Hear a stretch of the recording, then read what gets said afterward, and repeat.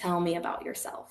Ugh, me about myself? What? No, icky. And then we start rambling for like 15,000 minutes.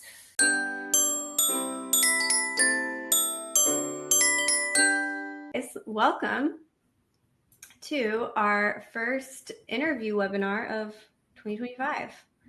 I was just telling Avery in the Pre-PA Club Facebook group, let us know kind of where y'all are coming from. I'm sure some of you are from there.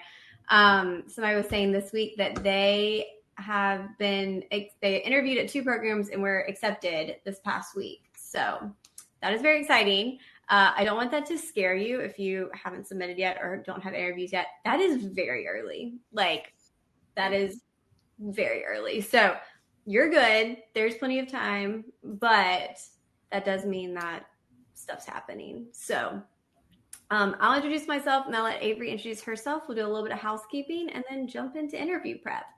I'm Savannah Perry. I have been a dermatology PA for almost 11 years now, and I created the PA platform 10 years ago to help you guys get into PA school. And I love doing both things. I was in clinic today, saw 43 patients. It was awesome.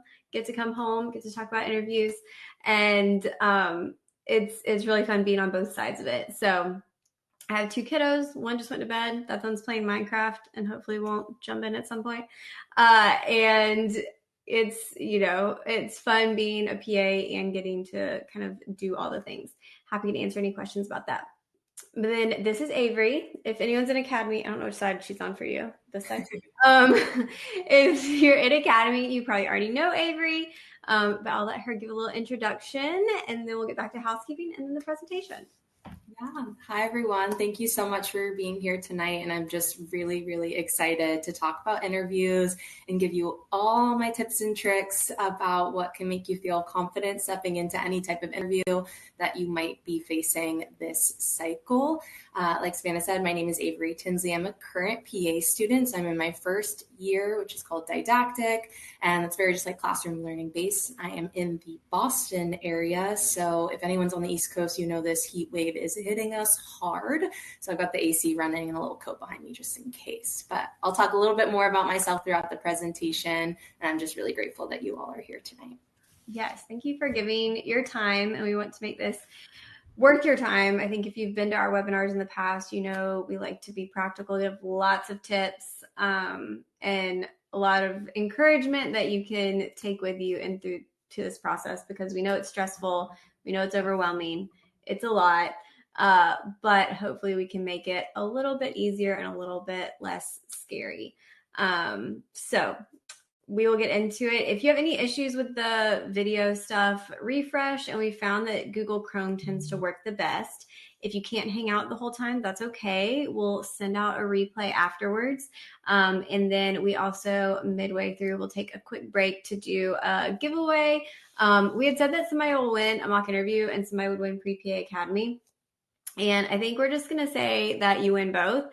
And then if you've signed up, even if you can't hang out, we will pick somebody from all of the registrations to win also that we'll send out in the replay email.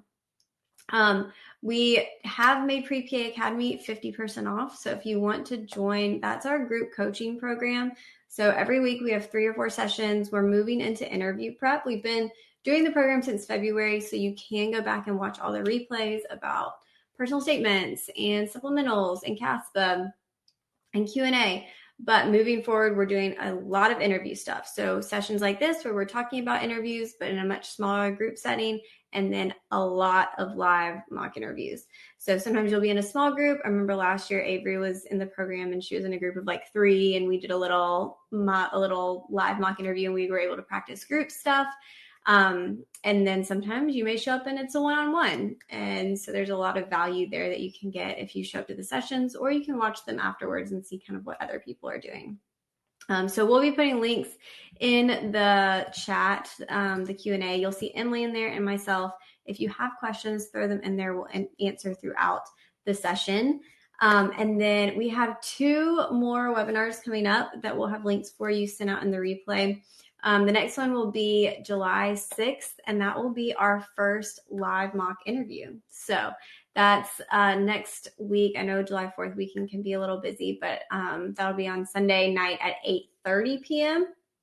I will need some volunteers for that. So if you're here and you have an interview coming up, shoot me an email. We'll put the call out in the replay too. But if you want to volunteer and you're available July 6th at 8:30, let me know. And then July 24th, Avery's coming back to talk about MMI interviews specifically. That is a very popular, the multiple mini interviews style, and it deserves its own webinar because there's a good bit to it. So we'll do that at the end of July and kind of get more into that style. All right. I think that's all for me. Again, if y'all have questions, throw them in the chat and we will answer those as we go. And I'm going to turn it over to Avery. Awesome. Thank you, Savannah. Yes, if anyone's even on the fence about Academy, I couldn't emphasize how helpful it was for me last year. So definitely consider joining. We love all our Academy people. So I'll just go ahead and add our presentation here and we'll jump in and get started.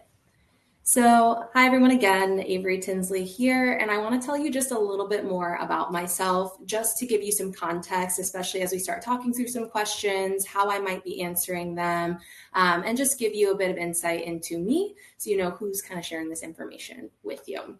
So I got my Bachelor's of Science from UCLA, and I graduated back in 2020. While I was at UCLA, my first patient care experience was as an MA in a psychiatric clinic. This was a job that I honestly tripped and fell into. I was not particularly pursuing medicine when I was in undergrad, but I was working many jobs, minimum wage. And when someone somewhere said, hey, my office is hiring and they pay $20, $25 an hour, I was like, sign me up. I don't care what the job is. I'd love to not work 3 jobs. So that's what I say. I tripped and fell into medicine. I fell in love with medicine through that job, but I also fell in hate in some ways because if you know a little bit about mental health care in the US, there's a little bit of a lack of parity there. And so I really struggled sometimes in that space and seeing inequities in healthcare very blatantly in that field. And it was something that made me very angry and upset and wanted to be an advocate for, but I didn't exactly know where that place would be for me. I tried the public health route, but I was reaching graduation and I was like, what do I do? And I'm warring with 2 sides of myself, which is this newfound interest in medicine, but a long found interest in education. One of my big volunteer experiences while at UCLA was a club called the Bruin Experiment, where we taught science to middle school students. And I did that for all 4 years. And I loved teaching so very much. So when Teach for America came to me and said, hey, do you want to join the Corps? It's a great opportunity to bridge education and get involved. I signed up in a heartbeat and I moved across the country to the DC area to serve in the 2020 Corps teaching 6th grade science in Alexandria, Virginia. And it was through Teach for America that I was honored to receive my Master's of Science in Education, specializing in secondary education at Johns Hopkins University School of Education. When I finished out my time as a teacher, I was moving to New York for some personal reasons and still had this interest in healthcare that was kind of right there in the back of my head, especially teaching during COVID. And I was introduced to this concept of healthcare technology. And this is where I really jumped into the idea of interview preparation. I'm leaving education with my only real career in my mind being teaching, and I'm trying to switch to corporate America. So I interviewed and networked on a daily basis, talking to anywhere from 5 to 10 people a week, 2 to 3 companies a week, interviewing over and over and over again, practicing how to tell my story and how to make sure that someone else could see me as a good fit at their company. I did that for about 50 to 100 companies and people over the span of 6 months and landed my first job in healthcare technology, only for 6 months later to be impacted by the massive tech crisis of 2023 and losing my job in a massive layoff. So I hit the ground running again, networking, interviewing over and over again in a really tough market, and got my second role in a healthcare technology startup looking at social determinants of health. So I've interviewed a lot and have a lot of interview practice. And even though it's not related to PA school itself, it's all really strong practice. And I highly recommend practice, practice, practice. We'll talk about that today. When I decided to apply to PA school, it wasn't a whim. It was definitely something that was on the road for me for about 3 years. And I decided in 2024 to finally take that leap. I applied to 13 programs across the country. I received 5 rejections. I received 7 interview invitations. I turned down 1 interview invitation for a personal reason, and then I accepted the other 6 that were offered to me throughout the 2024 cycle, and I received acceptances from all 6 of those PA programs. I say that to say, today we're going to talk about how to build the recipe that makes you walk into an interview and say, I got the interview, I'm getting the acceptance, it doesn't matter, I've got this. So let's jump in and talk about what we're going to do today.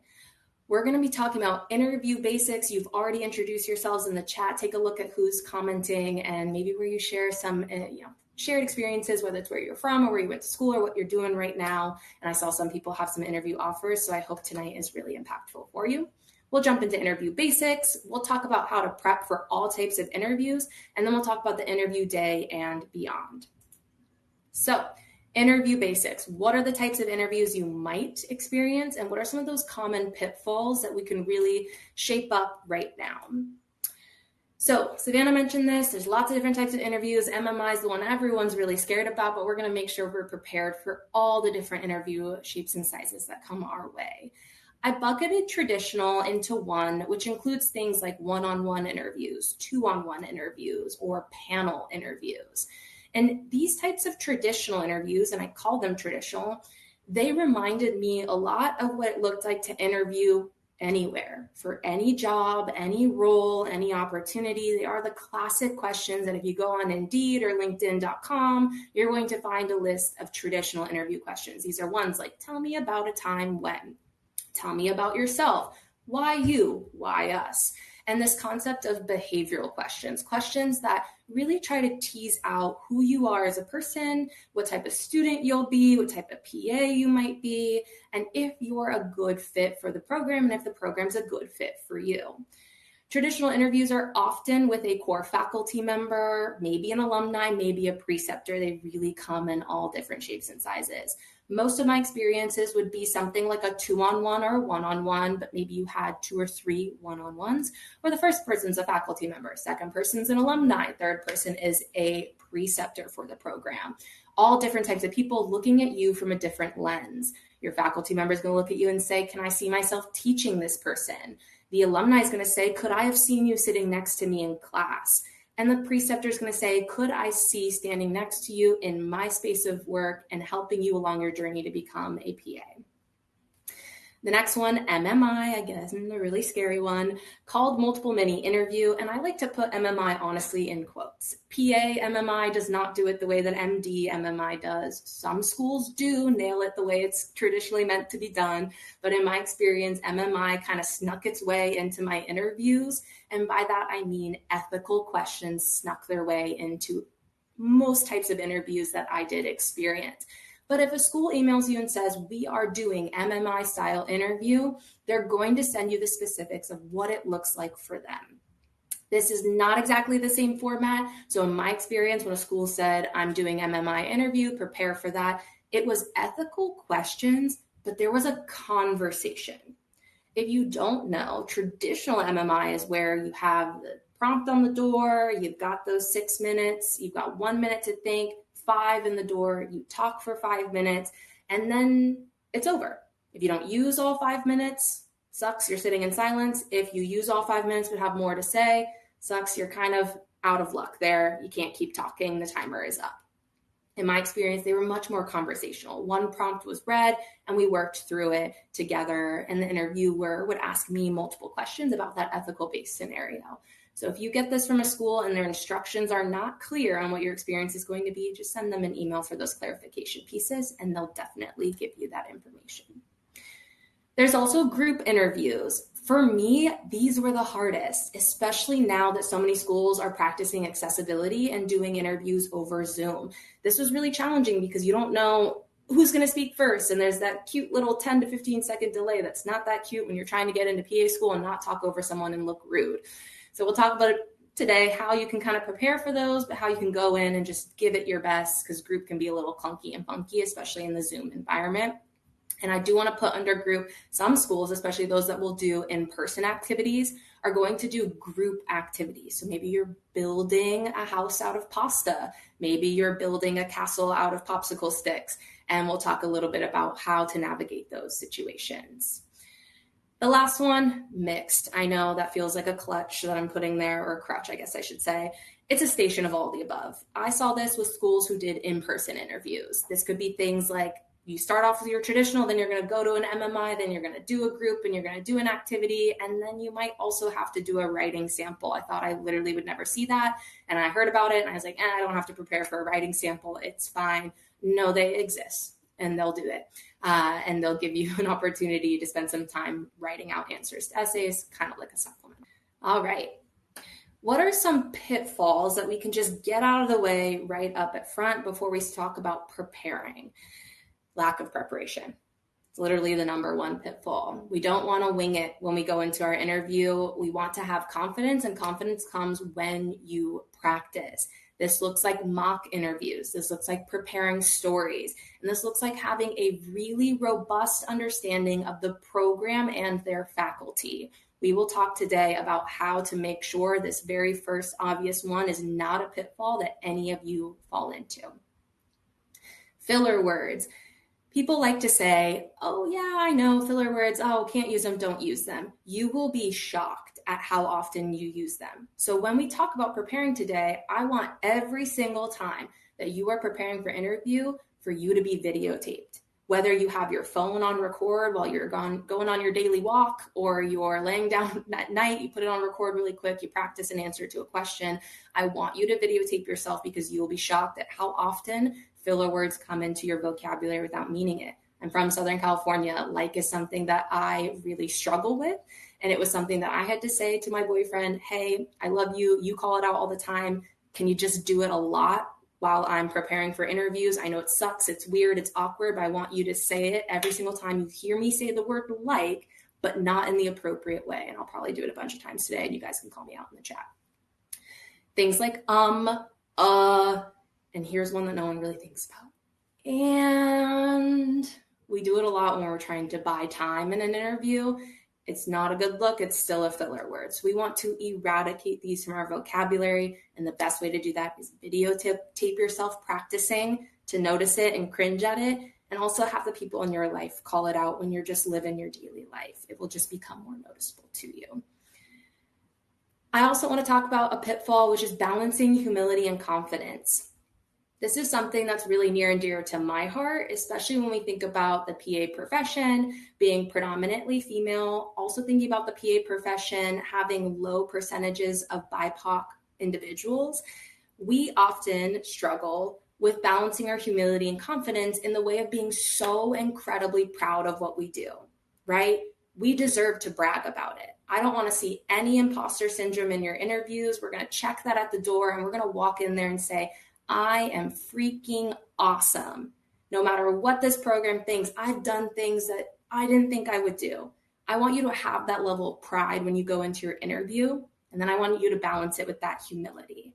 So we often have a lot of humility, and I want to up the confidence. So this is what that pitfall means, is we're leaning too much on humility, but not enough on that confidence.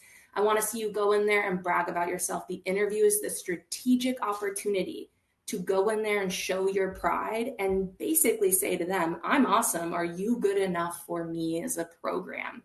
That's the type of confidence I want to see. Practice that confidence and practice it with grace and stoicism, and make sure you're always presenting your accomplishments, because all 268 of you are so amazing and have done amazing things. I don't want you to not let those shine in your interview. For professionalism, this one also feels like a no-brainer sometimes. Professionalism extends in and outside of your interview experience. You often hear the analogy, the minute you leave your door for an in-person interview, you are on. You are dressed appropriately for your interview. You are kind to everyone that you interact with. You're respectful. You're not using curse words. You're not using, your layman's language. You're going in there with your tie shoved up to your neck, and you're saying, I am a professional from the minute I step out of my door. And a lot of people will say, yeah, that's true. I kid you not, the amount of times across my interviews that I had to check myself and say, oh my gosh, I had no idea that this could have impacted me. You'd be surprised. I found myself on a bus ride from a train station to my interview, sitting next to one of my interviewers. Didn't even know it. And we talked the entire ride. It was about a 25-minute ride. No idea. We just happened to get off the same spot. And then she walked into my interview later and I said, hey, we've kind of already met. So super fun. Make sure you are extending professionalism all throughout. And then when we think about Zoom, I want to see it in the waiting room. So even though you're with administrative assistants, administrators, admissions people who are not maybe making the decision about your PA school application, they still work for the university. They are still supporting. We are in that Zoom waiting room and breakout space, professional. We're maintaining our professionalism the whole way through. We're not going back into our casual talk the way we talk to our friends and our family. We're continuing to exude that professionalism. All right, this is what you all came for. How the heck do I prepare for my interview? How do I turn an interview invitation into an acceptance? I said at the top of the call, I want everyone to walk into your interview and say, I got the interview, I'm getting the acceptance. I've got this, I've prepared, I'm ready. That confidence, I want to continue to see it thrive through everyone. Let's start with traditional interviews because in my experience, these are the most common. Notice how I keep saying in my experience. I know my experience does not match everyone's, but traditional, we're going to spend a lot of time on tonight. So self-reflection. This is a really critical piece of preparing for your interviews, and it's something that you can start today, even if you haven't submitted your application, which is A-okay. That's totally fine. I submitted, I think, 2 days ago last year. And I'm still working on supplemental. So shout out to y'all that got interviews. It's still so early. You got time. But how do we self-reflect? How do we figure out what stories are going to come to mind no matter what question comes our way? This is what I want you to do. Take a screenshot, whatever you need to do. Self-reflection looks like for every experience that you have had that's on your resume, that's in your experience descriptions on CASPA, that is in your personal statement, that is important to you, even if you want to go back to high school, if you want to practice self-reflection, but we want to stick college and above. I want you to think of these 9 questions, and you can definitely look up more. All of you who are ChatGPT experts, you can probably throw this in there and say, can you come up with more self-reflection questions for me? And you can write about it. I want you to handwrite about it. And I say that only because it is so much more intentional sometimes when we sit down with a notebook and then we have it all in front of us. And then it's something that we can read before bed that isn't screen time, so we still get good night's sleep. But I want you to write about things like this. So for example, let's throw it back to mine. The Bruin experiment was a really critical part of my experience at UCLA. So I'm going to say, what was this experience? For me, this experience was serving in membership roles and executive roles where I was going on a weekly basis to the same middle school for 4 years, teaching middle schoolers about scientific inquiry, what the scientific method is, and helping students with a science fair project that they would then get to present. My responsibilities, well, as a member, my responsibility was to my 2 students I was assigned and showing up every single time that I said I would, making sure that I was always providing feedback on their projects, making sure that I was helping them along the journey so they met their deadlines. As curriculum director, I had to work with a team. I had to design presentations. I had to think about how to design lessons that fit all of my students, so on and so forth. I'm going to do all 9 of these questions for that experience, and I'm going to write about them. I'm going to journal about them. And you don't have to rush through this. I would add constantly every day to the Bruin experiment. For example, I might say, oh, I just thought of this random experience that I had. I want to add it in there. And you keep doing that over and over again. And you read your responses over and over again. And what this does is it allows you, when someone asks you a question in an interview, it will give you that mental trigger to say, boop, boop, boop, that story. And it will come naturally. And we can only have that when we prepare by self-reflecting, not preparing stories for specific questions. I think that's a mistake a lot of people make. They try to go through mock interview questions and then they try to come up with a story for that specific question. I want you all to be more flexible. I want you to be able to reflect on your experiences. And so when someone asks a question, you're able to draw this mental map and then bring forward a story that is natural. When we do the latter, which I was saying before, the former, where you're preparing a specific sort of a specific question, you'll start to sound really scripted, and we don't want that. That doesn't sound natural. It doesn't feel like a conversation. University information sessions. You can put some answers in the chat here if you'd like. Why is it that it's important to join information sessions for the programs that you're applying to? I want you to think about that for a few seconds. Why should I join these information sessions? Why should I join them more than once? Why should I maybe go to every information session that a program is offering that I am really excited about? How can that help me? The first answer that we often get is, well, I learn new things about the program. Exactly, Hannah put it in there. I learned some stuff. I get to see this group of people who are leading this program. I get to understand them a bit better. You get to demonstrate interest, as Sophie said. You get to build familiarity, as Anita said. And Isabel puts a really good piece here that not a lot of people think about, which is they get exposure to your face. We are human beings. We are animals by nature, and evolutionarily speaking. We build mental maps of the world based on what we see, whether or not we realize we're doing it. And no school is going to tell you explicitly, oh yeah, like because I remembered them, they had a better chance at our program. That's not necessarily what we're aiming for. But if we can develop familiarity where someone feels comfortable with me already because they've met me 4 times through information sessions, or maybe open houses, or maybe I went to a tour, or maybe I reached out via email in professional ways. The email one can be a bit tricky. But this is a way where you start to build that familiarity. 2 times in my interview experience, I walked into a room and someone said, I recognize you. You came to that information session, right? And the answer was yes. 2 out of 6 interviews. That's a pretty solid rate of being recognized by someone.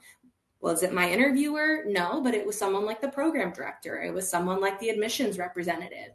It also makes the environment feel more comfy. You jump into it, especially when you're nervous, and now you're seeing familiar faces. It's not faces you've never seen before that you're trying to impress. It's faces that you've seen on Zoom or in person 4 or 5 times. And that can help make you feel better too. A lot of you put in the chat things like it helps you understand the program's values. It helps you pull out things because those people will say something different every single time when they jump into their information sessions, no matter how many times they've done it. But you'll learn things. You'll be able to jump into an interview and say, well, Beth really said this statement that resonated with me, 50 in and 50 out. And that was really important to me. That's more than you can get off of a website. That is a personal connection that you made to a singular human being who talked to a group of people and said something that you stuck to. That goes a long way when we start thinking about how to answer questions that we're going to see a lot in our interviews. So, time to think. These are questions that you should really, really be able to answer in your sleep when it comes to our traditional interviews. Don't hate me. It's the one that everyone hates. Tell me about yourself. Ugh, me about myself? What? No, icky. And then we start rambling for like 15,000 minutes. We got to have this one down. It doesn't have to sound the same every single time, but this should be one that doesn't scare us. Because in a traditional interview, I kid you not, it'll be the first question every single time. Can't avoid it. Sorry. You're going to start by introducing yourself. Hi, it's really nice to meet you. I'm so happy to be here. My name is Avery Tinsley, and you're going to say that. I know they know what your name is. I know they can see it on Zoom. Say your name. Again, we're building mental maps. Reiterate your name, who you are.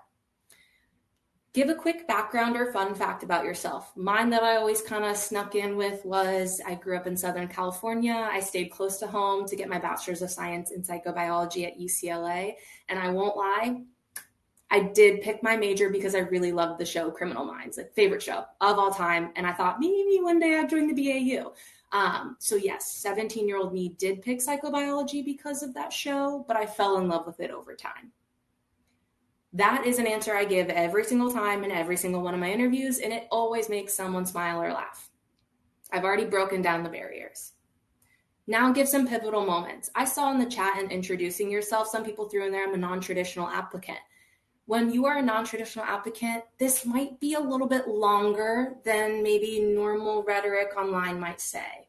You might have to throw an extra minute in there just because you've done so much, okay? And that's all right. Don't freak out. Make sure you're still keeping it concise, but we don't want someone to lose your story. We don't want your story lost. So for me, that was really tricky, right? I did a bunch of different careers. It had been 4 years since I was in school. It kind of feels and seems random on paper that I chose PA, but to me, it really wasn't. So I kind of have to set the stage for my interviewer when I'm going through my background and pivotal moments so that future questions make sense to them. And there's not this chaotic story of who I am as a non-traditional applicant who's done 7 different jobs and careers. And that's totally fine. Nothing wrong with that.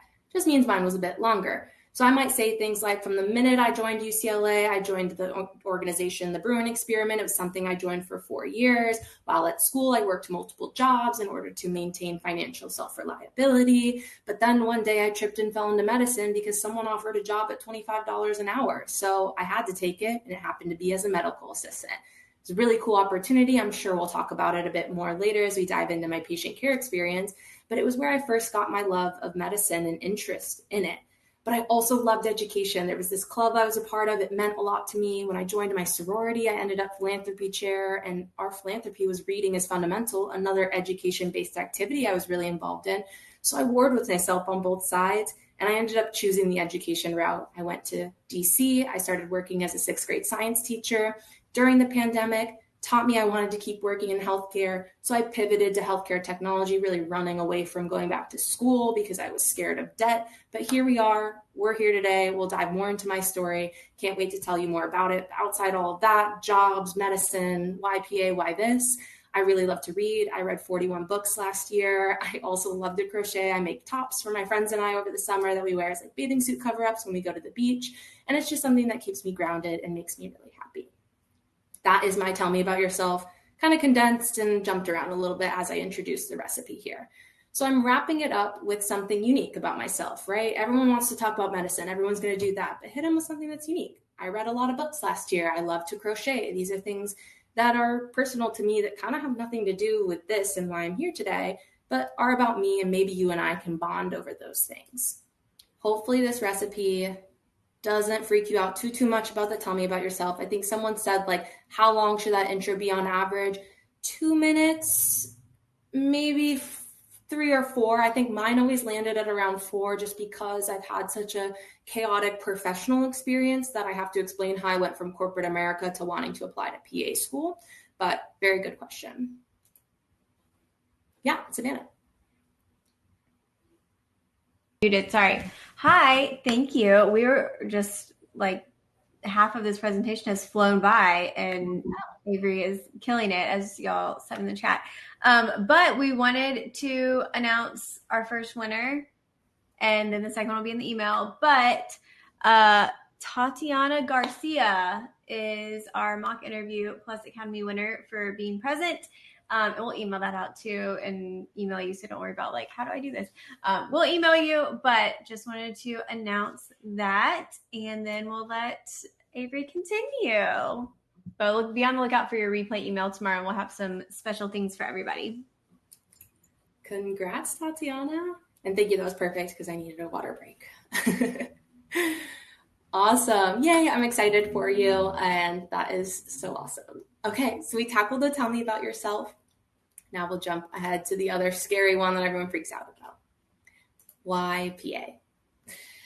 This one's tricky. It's hard, I know, and you gotta just practice over and over again. I would do it while I was cooking myself dinner. I'd do it while I was brushing my teeth in my head. I'd do it while I was laying down right before bed, just practicing this why PA.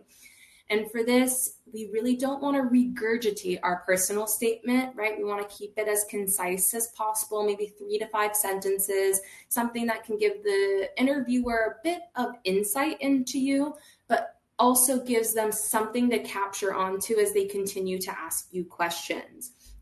The person that's interviewing you may or may not have read your personal statement.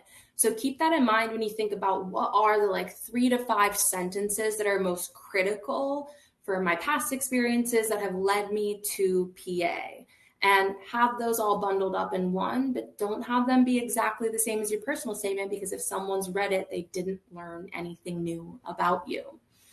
We want to avoid cliches. I really want to help people. Yes, we do. We're all here for that. I hope that's something that you want. We want to make it really personal. Connect it to someone that you met who's a PA. Connect it to that really deep-rooted why PA. And ideally, and this is where that preparing and understanding the school and going to their information sessions is really important, connect it to the mission and the program that you are currently interviewing at.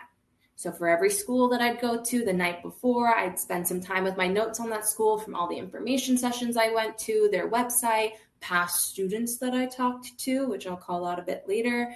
And I would bring it all together to say, okay, what's my last sentence for why PA that relates to this program that will really ring personal to them?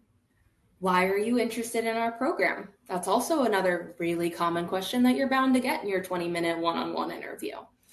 You should know the university's mission and vision statement, but you should know it beyond just their website. But if you're only able to get it through their website, make sure you use it for you and that it works for you.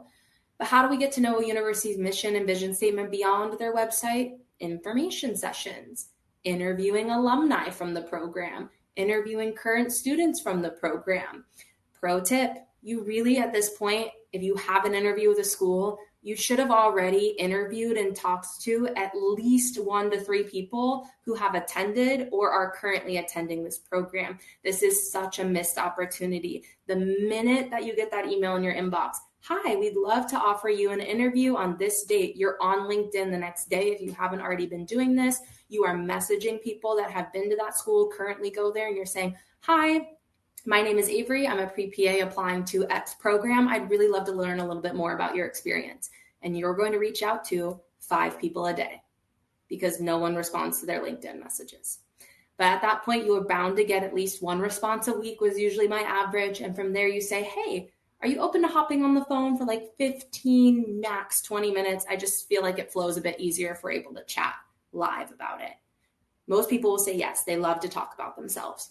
Jump on the phone, ask them questions, throw yourself on mute, keep doing whatever you're doing in your house, but listen to what they have to say to you, and then take that information and use it to your advantage when you're in that interview. What resonates with you that person said, and then go into your interview and say, when I had the opportunity to talk to alumni of your program, I really saw this common theme run out in all of their recollections of their time at this program, and that is a huge reason why I'm interested in applying to your program. You just showed you have initiative, that you are determined, that you are passionate, and that you are dedicated to this program because you went above and beyond. It's such an easy thing to do. Copy and paste the same message to every single person on LinkedIn and say, hey, what's up? Hello, I want to meet you. Tell me about you and your experience at this program so I can figure out, what do I say when I'm in this interview question situation? But also, is this a program for me?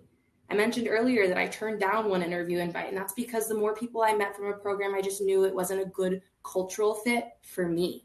And that was really critical and something that I was like, wow, I kind of wish I knew this before I applied and spent my money, right? It's not a good cultural fit for me, and I couldn't have learned that from the website. I learned that by meeting people who went there and talked about their experience positively, but there were things that just didn't align with what I was looking for me personally and what I know sets me up for success. They want to know that you've done your due diligence and can answer that question. And that's why we want to make it deeply personal. The last one in a traditional interview, they'll often end it with, do you have any questions for us? I have some examples here, but these examples are really personal to me. They might resonate with you. You're welcome to use them, but think about what matters to you and what types of questions you want and are willing to ask. I was someone who was kind of comfortable asking the taboo questions. Hey, can you speak a little bit to your attrition rate over the last few years? I just would love to learn kind of what happened there and what the program is doing to support their student success. Or, hey, what's an area of improvement that you're excited to work on or that the program is striving for? What makes you excited to show up to work every day? Those were often questions that I asked core faculty. And sometimes I touched on the taboo ones because it was so critical to me to make sure that if I'm going back to school, I'm going to the right program. I know everyone wants to get into PA school, but go to the school that's going to make you the happiest. And so that even on a random Tuesday, you have a smile on your face and I'm excited to go to school tomorrow because I love my program so much and found a good fit for me. I want you all to find a good fit for you. And this is a really good opportunity to ask the questions that matter most to you. Do so. Again, we're balancing our grace and our stoicism as we ask sometimes the difficult questions. For alumni, we can kind of keep it fuzzy and warm. Here's like, hey, looking back, what are you proud of to be an alumni of this program? What was one of your favorite memories? When it comes to alumni in your interview, if you want to get the hard-hitting facts, do that on LinkedIn and do it separately as you meet people. But in an interview, make that alumni or preceptor leave feeling warm and fuzzy about you. And the way they do that is by reminiscing on some of their favorite memories in the program. You just stimulated their dopamine, serotonin, a little bit of that oxytocin, and they're leaving that interview. And when your name pops up later that day, they're going to say, oh, yes, 5.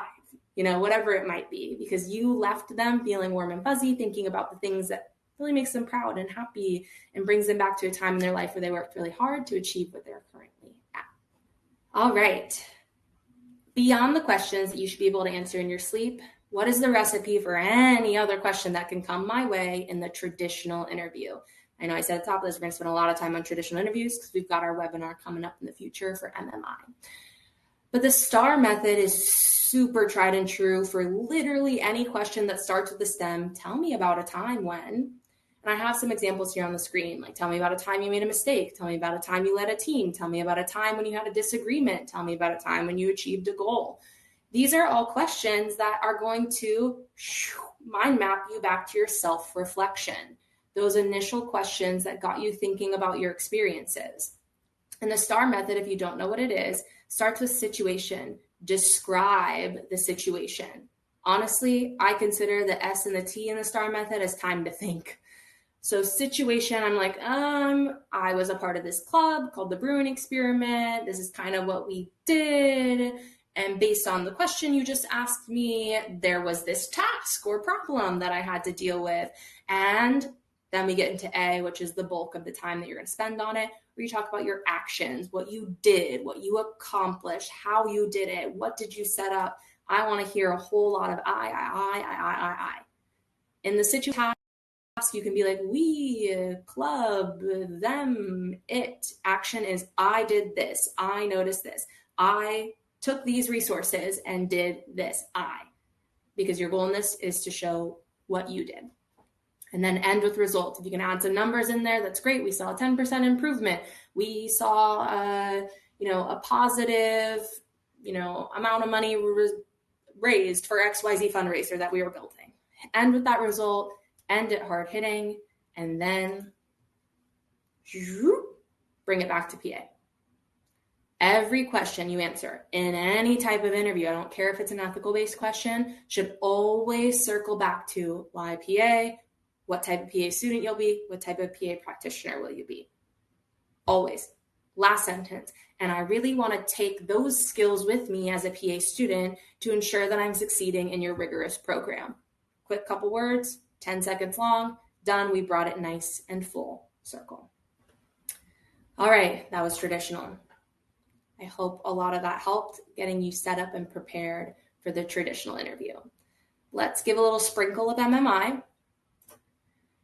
The multiple interview is an opportunity for a school to understand the way you think, what your core values are, and most importantly, can you embrace difficult conversations? We're going to talk through a quick recipe. We'll run through an example and we'll dive deeper into this in a future webinar. But here, backing up, structure. We kind of talked about this at the beginning of the call. It can go a lot of different ways, but you'll usually always have a lengthy prompt, time to think, and then you'll need to respond to an ethical dilemma and defend your position. Everything else can be hit or miss depending on how the program structures it. But what is my recipe for an MMI? These 4 steps will help you structure the way that you think about it. And I always had a piece of paper next to me. And I would tell my interviewer, I'm taking notes. Here's my blank piece of paper. I just want to show you that it's blank. This just allows me to stay grounded with my thoughts as I tackle this really, complex question that you're offering me here today. So you're going to start by identifying the key elements, shorthand some things out. address the ethics of the situation, state and defend your position, and then bring it full circle. So what does that actually look like? So if we're playing around with this prompt of you're a PA student on your OBGYN rotation, you feel like your preceptor spends less time with their African American patients than their white patients, but you have 2 weeks left in this rotation. Do you address it? If so, how do you go about it? Oop, little typo, sorry. The start is identifying the key elements. So this is what I'd be writing on my paper. So I'm a PA student. I have 2 weeks left in my rotation. I noticed the discrepancy, but they called out in the prompt that that discrepancy was a feeling. The alleged discrepancy is specifically a difference in care time for African American patients versus white patients. And the real question here is, do I address it? And secondly, how do I address it? I really need to make sure that I answer those 2 questions because that is the key of this ethical dilemma. So that's me pulling out the key elements. Now, how do I use them? I'm going to use them to address the ethics. I'm a PA student was one of the first key elements, okay? That means my power and positionality is a bit limited, right? I don't have an HR team in this situation. I've only known this preceptor for 2 weeks. I've only been at this clinic for 2 or 3 weeks. These are things that are important ethically to the concept and key element of I'm a PA student. The notice discrepancy, remember, was a feeling. So a feeling is a totally valid place to start, but maybe that means I need to gather some more concrete evidence before I address my preceptor. This alleged discrepancy in care time was specifically between African American patients and white patients. So here's an ethical dilemma that's personal to me. I know through some of the work I've done with Department of Health that Black maternal mortality is a massive issue in this country and is something that many healthcare practitioners are working towards and advocating for improvements on. It's a big topic of discussion when we think about equity. And then I have to answer 2 questions. Do I address it? So the ethics of that are see something, say something, but also is it worth it? Is kind of like part of that ethical piece. And then how do I address it? How do I do this despite my limited position and positionality or power in this situation? Those are part of my ethical things. When I'm answering this question in MMI, I'm saying all this aloud to my preceptor. So my minute to think was identifying my key elements. And as I start, I'm going to say, thank you for this question. Here's some of the things that I'm noticing and some of the ethical elements that I have to address today. And then that is where you then state and defend your position.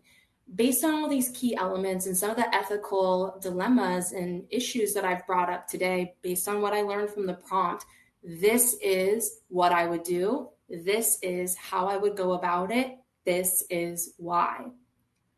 In MMI, there's no right answer or wrong answer necessarily. You have to state your position and you have to defend it. We're not flip-flopping and saying, well, if the prompt said this and if the prompt said that, prompt didn't say it.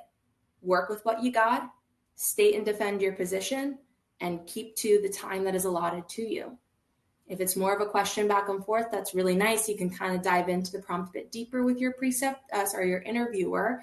But if it's not, you're using your 5 minutes to state and defend your position. And then, oh my God, shocker, bring it full circle. When I become a practicing PA, I would like to take X, Y, and Z with me to ensure X, Y, and Z based on the concept of this prompt iterated today.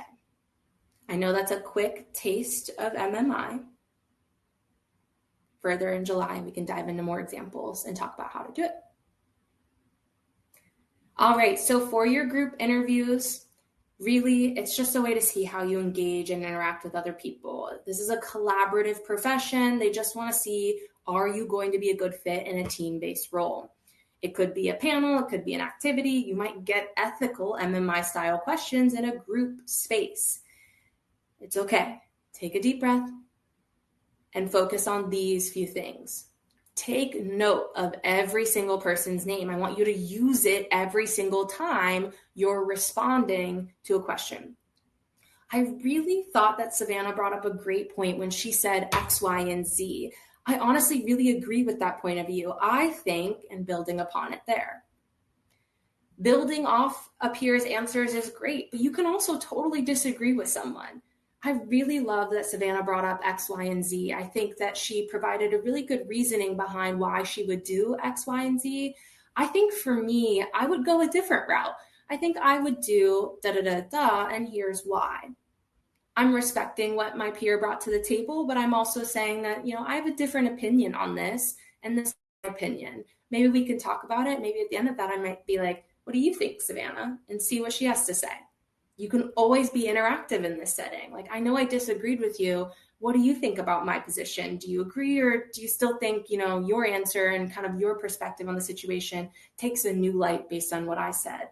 No one's more right than the other person. This is interactive, and this is how collaboration looks. And then if it's an activity, so you're building a straw house, or maybe you're building like a rocket out of rubber bands, whatever it might be, make sure you're being encouraging.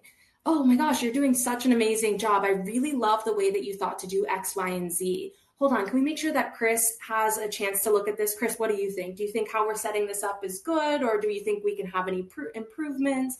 Being maybe that person that helps make sure that everyone in the group had a say in how you build your rubber band rocket ship, whatever it might be. And that just allows them to see that you are an engaging person, that you're recognizing everyone, and that you're creating space and collaboration.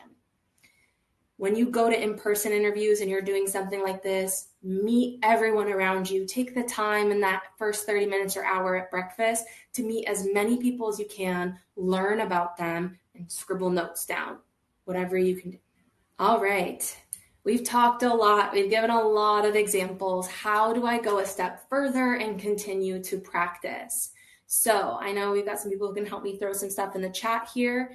But for interview guides and ways to kind of get started, the PA platform has an interview worksheet that is downloadable. It's got a bunch of questions that you can start practicing with. Remember, please videotape yourself when you're practicing. We also have Savannah Perry's interview guide. So you can purchase that book, which I kid you not, everyone on Facebook and Academy is obsessed with it. Savannah, like literally everyone sees almost every interview question that they practice with in there. So cannot recommend that guide enough. For your mock interview, so practicing maybe in a bit more of a high stakes environment, you can do the interview course, but you can also do mock interview coaching sessions with coaches here at the PA platform. I was going to say Pre-PA Academy, but if you join Academy, you also have opportunities for mock interview.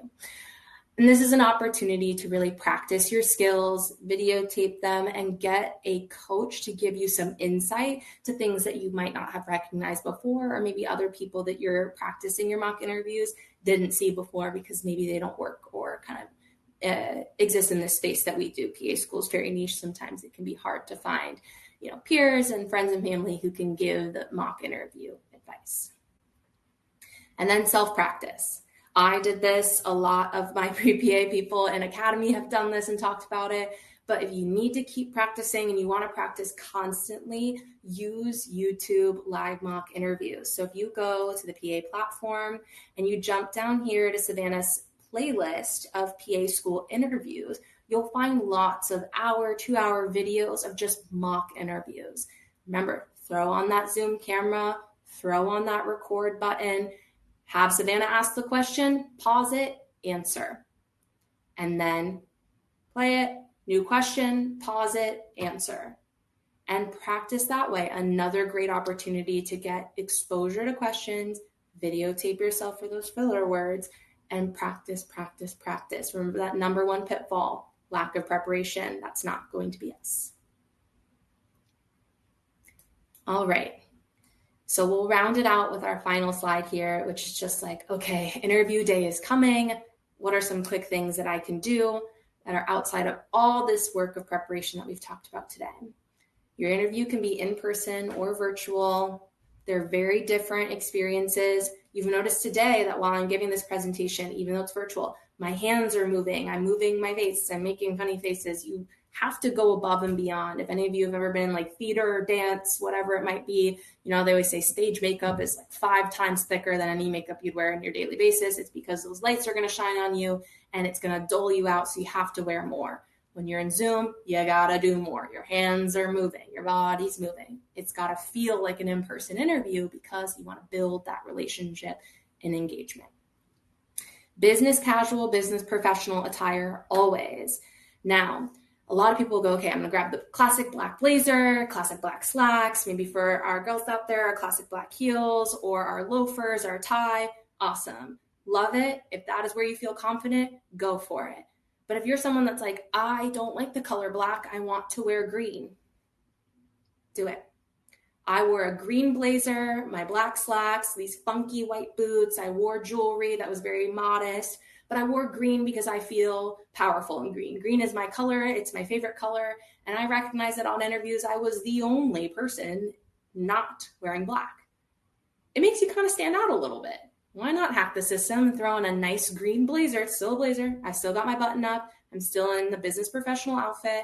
I'm still presenting myself that way, both virtually and in person. But I threw a bit of color in there because to me, that's part of my personality. It's what makes me feel confident. So if you want to do that, that's okay. Just stay professional. And then, a little hack, if they tell you who's going to interview you, why not look them up? Go on LinkedIn, learn about them, understand them a bit more.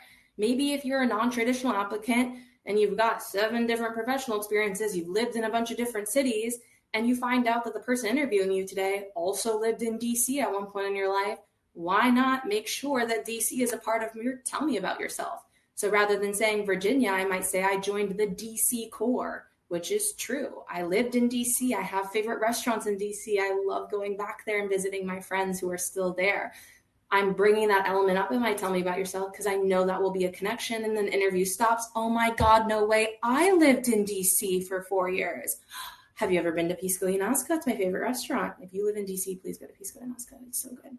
And you're talking about it. You're never lying. You're never bringing up information that's not true, but maybe you're adjusting your story and how and what you highlight because you've learned commonalities that you have with the person interviewing you. If they email you that information, learn something about them. See what you can.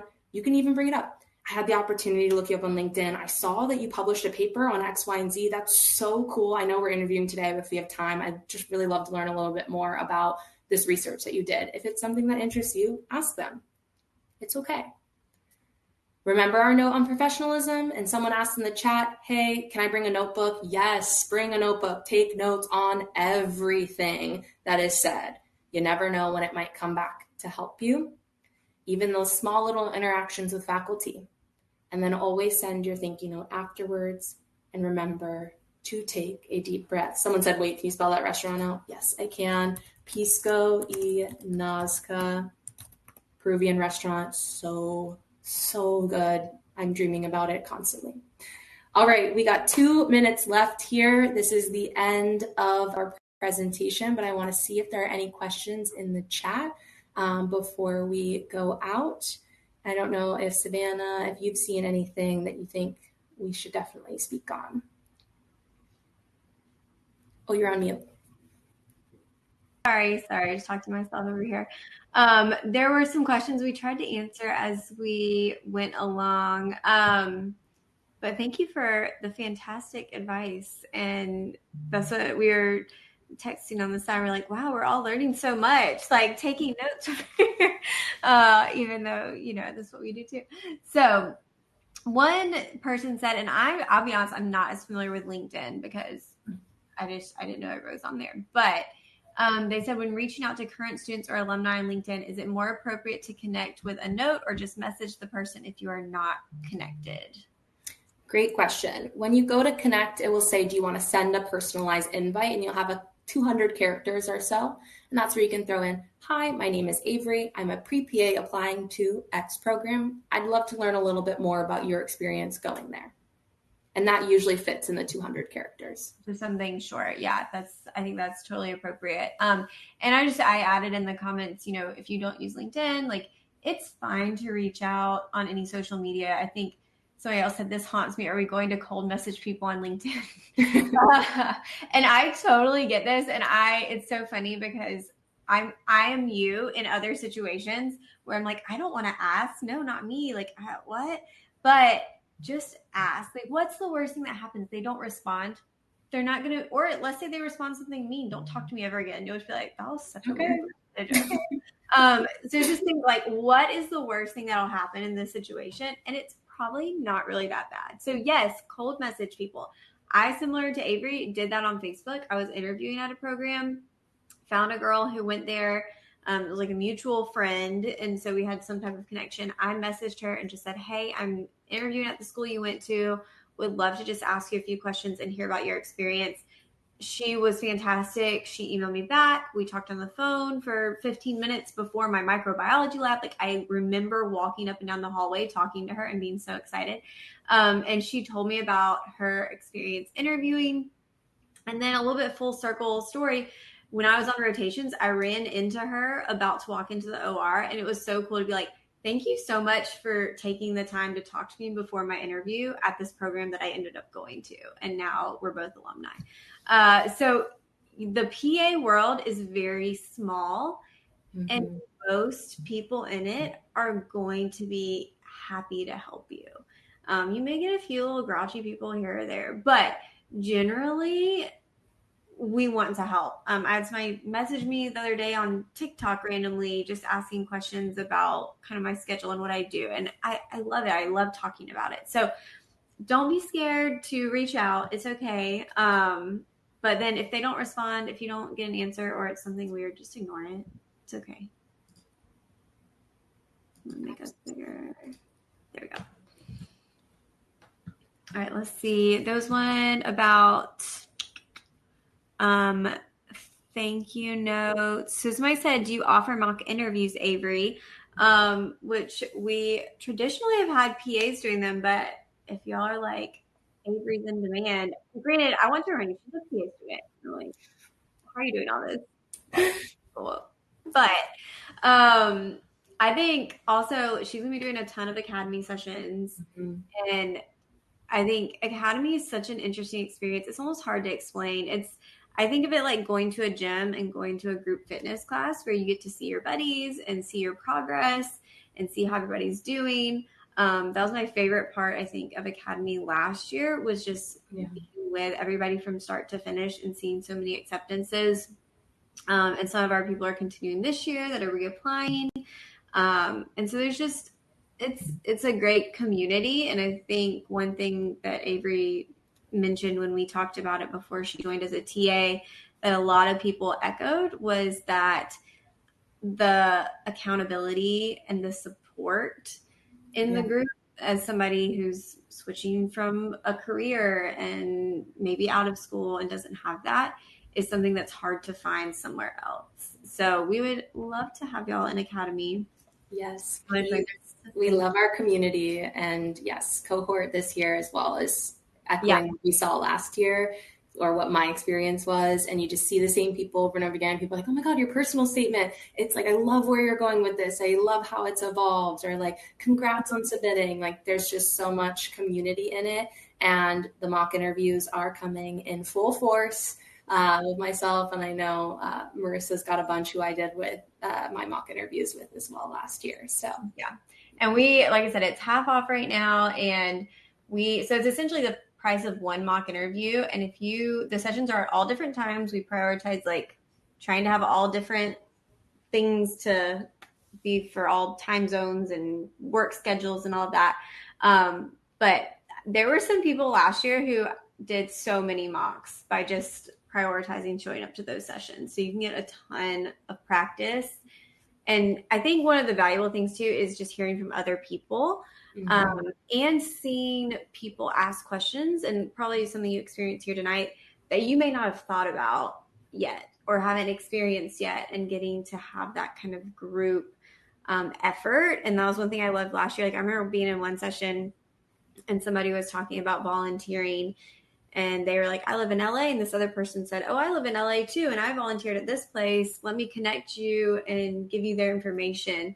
So it's nice to have that camaraderie of people that you can kind of be on the same page with, going through the same experience.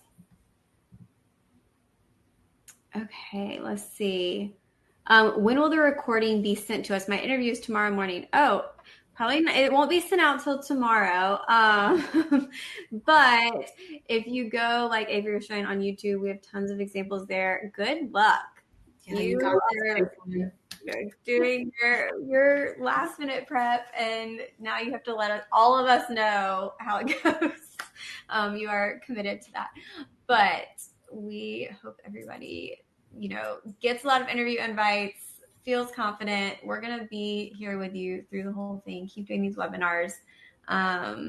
We've been doing them for a lot of years now, and it's really fun to get to connect. And I've said it many times, but I'll say it again. It means so much that you include us in your process. Like when I get emails and messages of people letting me know they've gotten into PA school, I feel so honored to be on your list. Like that you're texting mom, dad, grandma, your best friend, and me, or the PA platform, or your coach. And so I just want to let you know that that means so much. And I hope to run into many of you at conferences in the future, and continue to connect as we become colleagues. But it's like I said, it's a great community, and we are happy to have you as part of it. Do you have any parting words? There's two questions that kind of came back to back from two different people, like taking notes. Ask your interviewer, like, I really like to take notes. It helps me stay grounded. Is that okay with you? If they say, no, you can't, then put your pen and paper away and just work on that active recall. But it kind of depends on your interviewer. So try your best, and you can just call it out to the person that you're talking to. I'm taking notes. I'm not looking down at anything else. And that's how you can avoid that kind of like being rude. But final parting words are just good luck, everybody. And I hope to see you in future webinars. And you guys are going to do amazing. And I really hope that tonight was helpful for all of you in our space. Yeah, thank you for joining us. We'll see you at the next one, guys. Bye.